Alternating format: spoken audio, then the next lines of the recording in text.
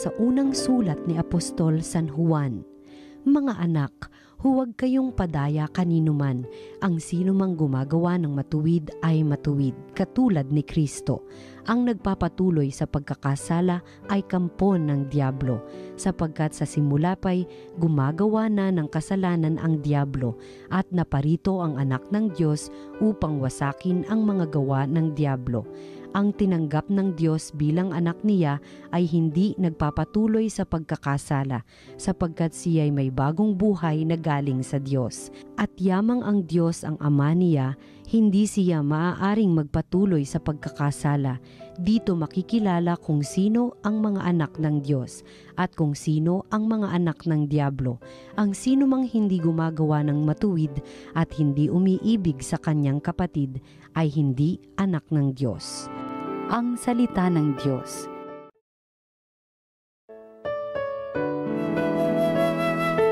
Kahit sa ay namamalas, tagumpay ng nagliligtas. Umawit ng bagong awit sa Panginooy ialay, pagkat yaong ginawa niya ay kahangahangang tunay. Sa sariling lakas niya at taglay na kabanalan, walang hirap na natamo yaong hangad na tagumpay. Kahit sa ay namamalas, tagumpay ng nagliligtas. Umingay ka karagatan at lahat ng lumalangoy. Umawit ang daigdigan at lahat ng naroroon. Umugong sa palakpakan pati yaong kalaliman. Umawit ding nagagalak ang lahat ng kabundukan. Kahit sa ay namamalas, tagumpay ng nagliligtas. Pagkat siya'y dumarating maghahari sa daigdig, taglay niya'y katarungan at paghatol na matuwid.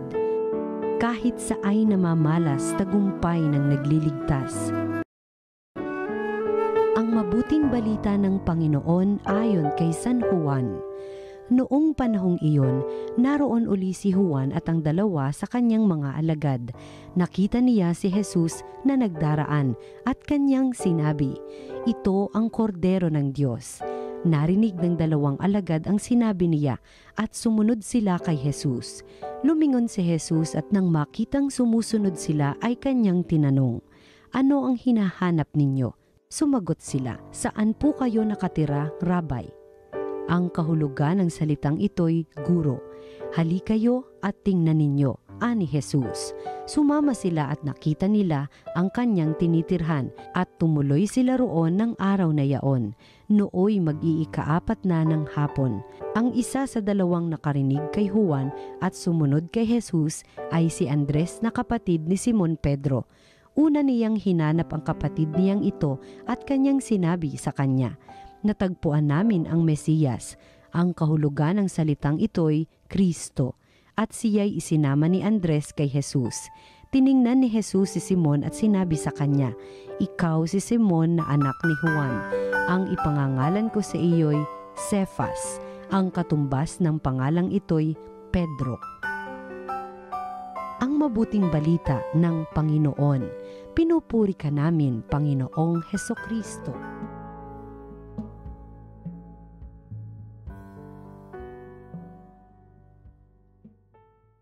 Maligayang araw po mga kapatid kay Kristo at isang mapagpalang Pasko po sa inyong lahat. Patuloy nating pinagdiriwang sa mga araw na ito ang panahon ng Kapaskuhan ng pagsilang ng ating Panginoon.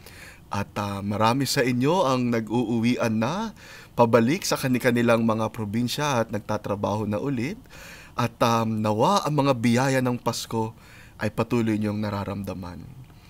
Mga kapatid, ako po si Father J.D. Zaldivar ng Archdiocese of Manila. Pagnilayan po natin ngayon ang salita ng Diyos, salita ng buhay.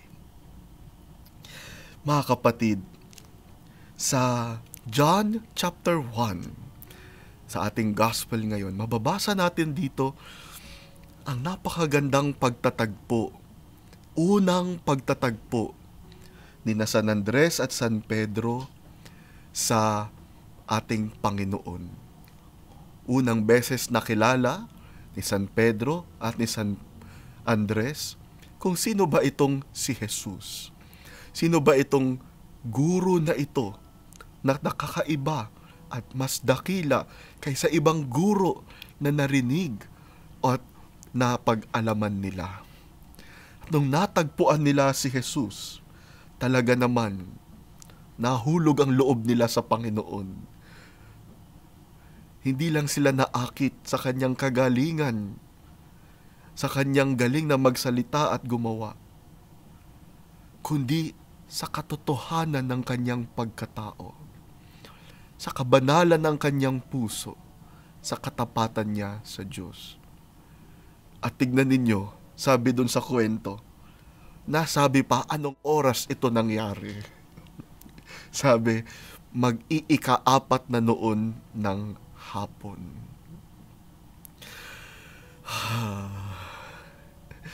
Hindi ba mga kapatid, ganun ang karanasan natin kapag may mga panahon at sandali na napakahalaga, napaka-significant para sa atin? Pati yung oras na tatandaan natin. Mga nagliligawan, sigurado ako, alam nyo pa, natatandaan nyo pa, anong oras nyo sinagot yung kasintahan ninyo. No? Oh. Alam nyo anong araw at anong oras. Mga nakapasa sa board exam, sigurado ako maikukwento nyo pa sa mga tao kung anong oras nyo nalaman, baka sakto hanggang mismong minuto, kung anong oras nyo nalaman yung resulta ng board exam na bumago sa pagkatao ninyo at sa kapalaran ninyo. Mga mag-asawa, mga magulang, alam ko, sigurado ako, alam nyo yung oras na lumabas, na iluwal ang inyong mga anak. At una nyong nakita yung mukha niya, umiiyak pa.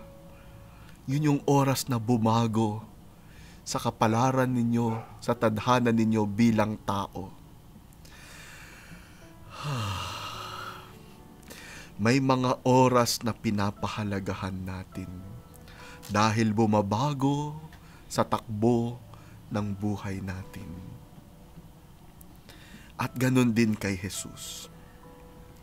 Alam natin na may mahahalagang oras sa ating buhay dahil yun yung panahon na tagpuan natin ang Panginoon. Ikaw, meron ka bang ganong kwento? Alam mo pati ang oras na nakita mo ang mukha ni Jesus sa iba't ibang paraan. Naalala ko, may isang paring nagkwento na minsan isang Pasko, sa gitna ng pagod at puyat ng simbang gabi, araw na ng Pasko nun, ay tinawag siya para mag-anoint ng isang naghihingalo na pasyente. At pinuntahan niya sa kabila ng pagod at puyat. Pagkatapos niyang magdasal, pauwi na siya ng simbahan, hinawakan siya sa kamay ng pasyenteng mamamatay na at sinabihan siya, Father, salamat po. Akala ko di ka makarating. Alam kong birthday niyo ngayon. Sa isip ni Father, sabi niya, hindi ko naman birthday ngayon. Ibang buwan ng birthday ko, December ngayon. Pero natauhan siya, Pasko.